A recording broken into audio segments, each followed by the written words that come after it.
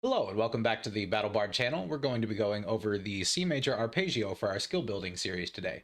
If you don't know what an arpeggio is, it's basically just a run that plays the root, the third, and the fifth note of the scale like this.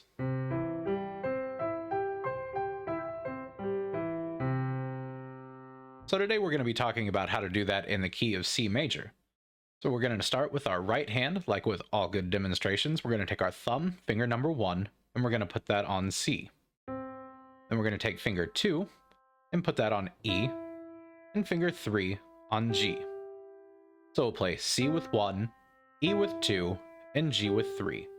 Then we'll take our hand and we'll slide it up to where our thumb lands on the next C, then play E with 2, G with 3. Then we're only going to do this 2 octaves, so when we're ready to close our arpeggio, we're going to reach up and play C with our pinky, finger number 5. Then we're going to head back down with finger 3 on G, 2 on E, and 1 on C. Then we're going to slide our hand back down so our thumb lands on C, but we don't play C, we play G with finger 3, E with 2, and then we land on C with finger 1. So we'll play that a little bit more smoothly. We're going to play C, E, G, and shift up and play C, E, G, and then land up on C. Then back down on G, E, C, then slide your hand back down, playing G, E, and C. Playing it a little faster looks like this.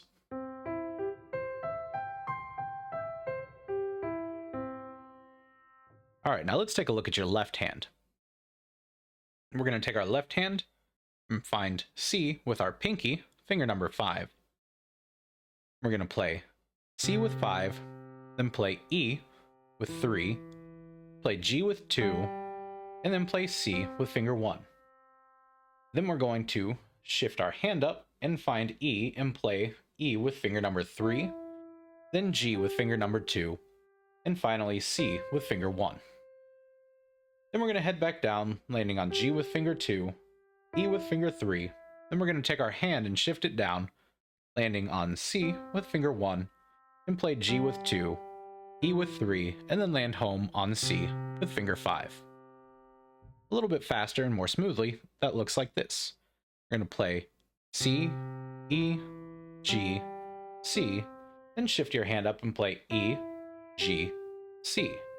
Then head back down on G and E, then shift your hand to where finger 1 lands on the next C, then play G, E, and C.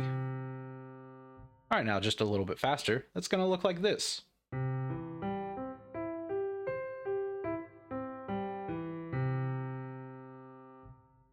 Alright, so now that we've done our hands individually, we're going to want to practice those hands together. So we're going to take finger 5, our pinky in the left hand, put it on C, and then finger 1 in the right hand and put that on C. Now we'll play C, E, G, and the right hand shifts up to C. Now the left hand will shift up to E, G, and C. Now we're going to come back down on G, E, and the left hand shifts down to C. Now the right hand shifts down to G, then E, and finally land home on C. A little bit faster, we have C, E, G, C, E, G, C. G, E, C, down, G, E, C.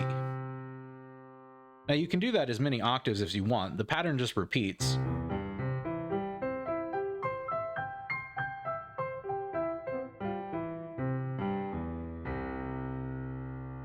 And it's good to practice those. You want to be able to go as fast as you need to. And they're really good to throw in our songs that we're working on.